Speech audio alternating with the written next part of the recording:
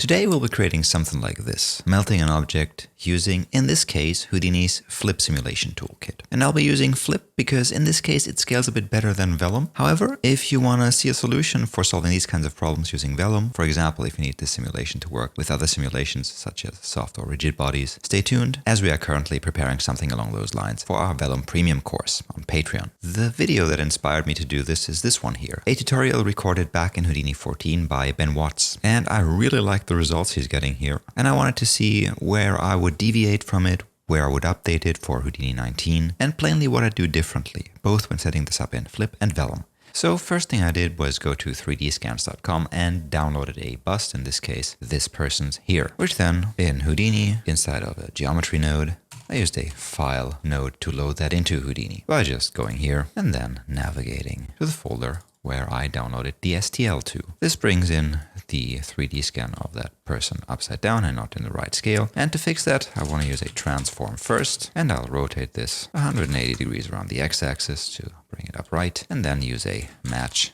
size to scale this to fit within a 3 by 3 by 3 box. And also on the y-axis, let's just justify it to the minimum value so it sits on the ground plane like this. And in this case, I want to do something special to help us set up the scene more efficiently, and I usually refrain from that because I think it sometimes builds convoluted networks, but in this case I want to use a shelf tool. So if I go under viscous fluids up here and click on the melt object, and then click on the object I want to melt, and then press enter, Houdini automatically will build for me a node network consisting out of a bunch of nodes. So this was the geometry, the file that we created, and Houdini automatically added these two nodes here. One is a DOP network, that's where our simulation lives, a flip sim, and one is a geo network that is used to import the results of the flip simulation, mesh it, and then have geometry to render. Let's not bother with this for now, but with what's happened in the DOPNet here. So first off, quite convoluted network here, so let's just fix that a bit and make it a bit more readable. So by default, what Houdini created here is a flip fluid object storing our simulation data, a flip solver responsible for solving our fluid simulation that we're going to create, and a gas temperature update.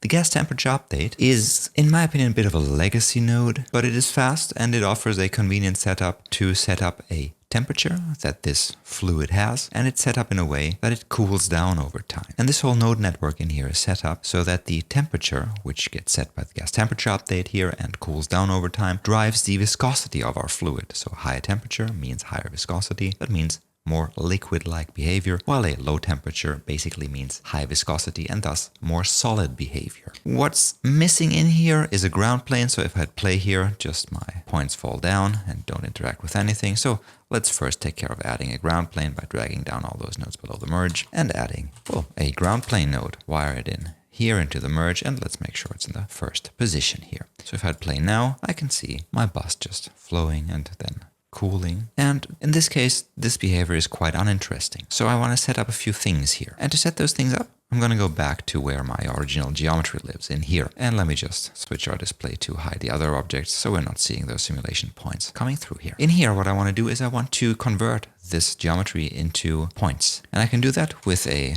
points from volume node that'll wire in after the match size, and in here I'm now gonna decrease our point separation, and maybe let's add a null to this so we can see what's happening here. So that's quite a dense array of points, maybe a bit too dense. So let's set the point distance to a distance of 0.04, and instead of having this in a grid-like pattern as such here, let's just switch this over to be of a tetrahedral configuration so the point positions alternate in a regular pattern from slice to slice. Alright, let's use this point cloud here to set up a simulation of a temperature originating at this beard here and then wandering through the whole bust here. Let's do that by using a Pyro source spread. And before that, we need to initialize a few points where we want our temperature to start wandering from. So in this case, a few points at the beard down here using a group node, which goes in before the Pyro source spread. And in here, I want to set this to be points. Let's call this group maybe start. Uncheck the base group, but check keep in bounding regions, and then just select this bounding sphere here and just making sure I have the tool handle selected up here. Just making sure I move this selection area and rescale it. So I just select a bunch of points at the tip of this guy's beard, maybe like so. Then after I selected those few points here, let's use an attribute create to create a temperature attribute on those few points. So let's set it to the start group here, call the attribute temperature, and then set its value. Well, let's go with the high one for now to 1000. So now in our Pyro source spread here, let's visualize the temperature first. And you can see already that the positions and the points around the beard have quite a high temperature.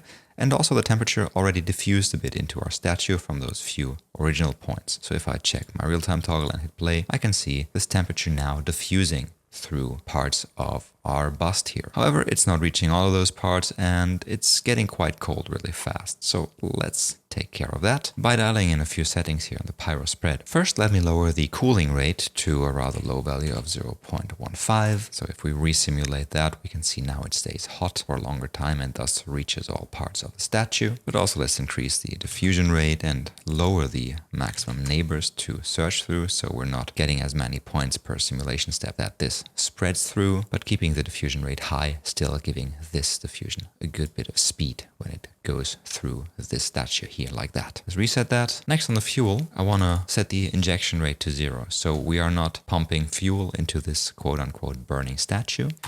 So if we set that to 0, we can see now our fire, so to speak, dies pretty quickly because there's not enough fuel in here because we're not constantly pumping fuel in there. So let's set the initial fuel to maybe an amount of 30. So once this fuel is all burned, the fire dies down and can cool down actually. So when we let this run here now, we can see that after a while all the fuel is burned and the fire cools down again. However, in this case, the burn still lasts a bit too long for my taste, so let's dial back on the initial fuel. Or maybe in the combustion tab here, increase the burn rate so our fire consumes more fuel. Also in here, let's decrease the temperature output so this fire doesn't get too hot. And then in our temperature change tab, under the diffusion rate noise down here, you can see that this is wandering somewhat in a noise pattern through my statue here. And we can drive the speed of those areas, how fast they progress, how fast they diffuse through the statue or how slowly, by dialing in this noise here and dialing in this ramp here. And to make sure that this temperature here spreads through all of the parts of the statue in a fast way,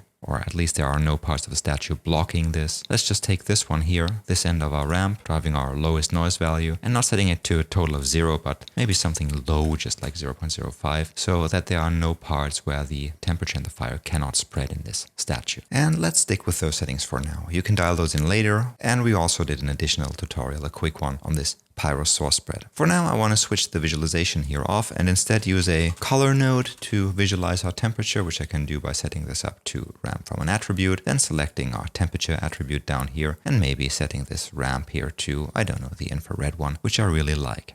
So you can see we have a really big area here that's red. So that is of highest color. That is because now we are only visualizing colors between 0 and 1. However, if we increase this upper bound, we can see that our colors actually reach around 4, 4.5. And actually I like it to be visualized in this 0 to 3 range, which I think makes for a nice visualization here. But that is just for our diagnosis, or maybe later for shading. One more thing I'd like to do in the Pyro source spread, let's just reset this to frame 1, is I want to have this start from frame 5 only. So what this now does, and let's reset the simulation, is if I hit play, only after frame 5 does this whole mesh appear and then the heat wanders through it. However, we want to work with that mesh from the first frame, so we'll have to trick Houdini into accepting another mesh for the first 4 frames. I'm going to do that by using a switch node, and if we're on frame 1 to 4, we switch to this geometry here coming in through the null, and then from frame 5 onwards we switch to this Pyro source spread here, and we can do that with a little expression here, or you could just animate this, just keyframe this. However, I'd like to use an expression in here, and I'm going to check if my frame number $f is bigger than 4. So from frame 5 onward, this will output 1 because this expression is true, and thus switch to this slot here, which is slot 1, while this is 0. So on frames 1, 2, 3, and 4, this expression will output 0, and it'll switch to our original geo coming in here. So now if I hit play, I'll get my first frames filled as well, and then this temperature running through our statue. Let's add a null to this, wire it up, call it out underscore temp for temperature. And also up here, let's call this null here out underscore points. So now what I want to do is head over to our simulation here, to our auto.net, and in here point our flip fluid object under the initial data tab here, not towards my whole sop that I've got in here, so not to geo1, but to this out underscore points here. So under auto.network, I'll just select geo1 out points here. And I want this input type to be a particle field. So we're just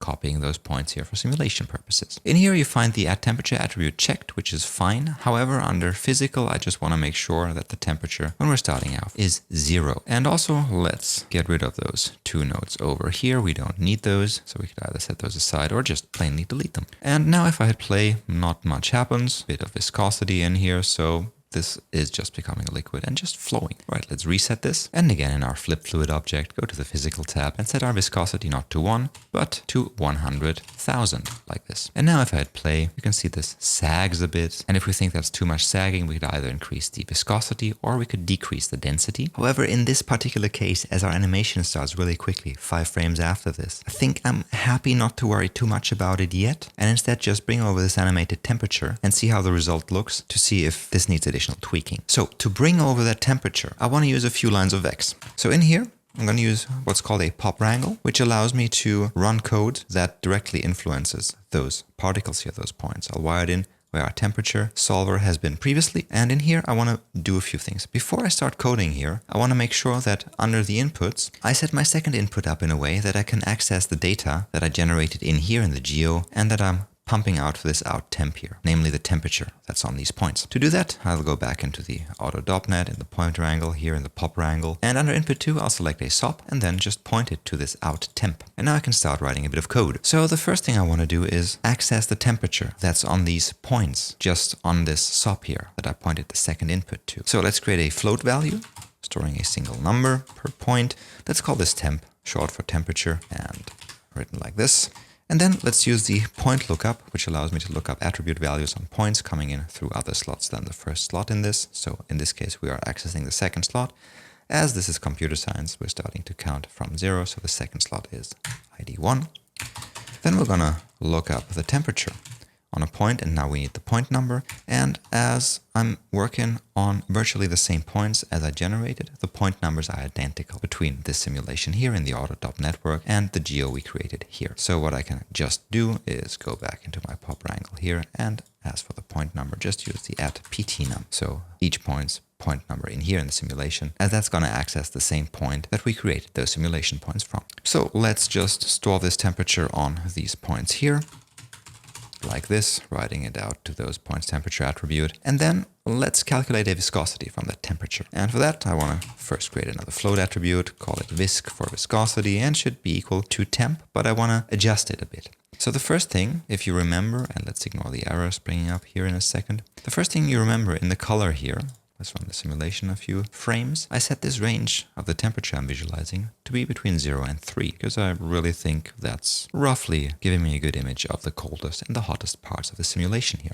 So the first thing I want to do is take this temperature and take it from the range of 0 to 3 to a range of 0 to 1, normalize it. And I can do that using the fit function, and I'll just take the incoming temperature, which is between 0 and 3, and I want to remap it to be between 0 and 1, like this. And then I want to create, on the one hand, a ramp and a slider with which I can dial in the resulting viscosity. So the viscosity should be the output of my slider that I'll create in a second. And let's call this slider temperature _to_ viscosity. And I want to remap visc using the slider. Let's create it by hitting this icon here, and you can see I now created this temperature ramp. But also this will output only values between 0 and 1 typically. So what I want to do after I remap the value with this, let's just simply add another float slider in here, which we call viscosity amp or viscosity strength, like so. Create that as well. And then down here, what I can do is dial in the overall maximum viscosity. And remember, we set that to 100,000. So let's use that same thing in here. And finally, let's write out the viscosity to our points viscosity attribute by writing this as a float value, which we're going to call viscosity. And it's equal to the value in visc that we just remapped. Okay, if I just plainly reset this and hit play on here, that isn't going well, because now the hottest part in this simulation are the most viscous, the hard parts. We just want the opposite. So let's reset this and let's just mirror this ramp here. So now the cool parts should be very viscous, very hard, while the hot parts should be rather liquid-like. Again, let's hit play and see how that comes out. And I can see that, yes, there is some movement in the hot parts, but not as much as I want. So what I have to do is dial in this ramp here. Let's just expand it a bit. And the first thing I want to do is set this interpolation on those points, not too linear, but to be a B-spline. Same thing here. And then add one single point, which I'll drag all the way over here to a position of 0.02, and it has a value of 0, so I get this steeply declining curve here, making sure that as soon as there's some temperature in here in my points, the viscosity drops quite drastically in the beginning. So again, let's resimulate this. And this still isn't looking as I would expect it to. And one reason for that might be that in the flip fluid object, I haven't adjusted the particle resolution here, so the distance of those points towards each other. It's currently set to a value of 0.1, which is rather coarse. And remember, when we set this up in our geo here, the one thing in the points from volume we did is we decrease the point separation. So let's copy this one here, copy parameter, and go back into our auto-dop network here in the flip fluid object. And in here, let's paste it as a relative reference. So now we've got a smaller particle separation, a higher resolution in our simulation, and maybe that's resulting in something that looks a bit more expected.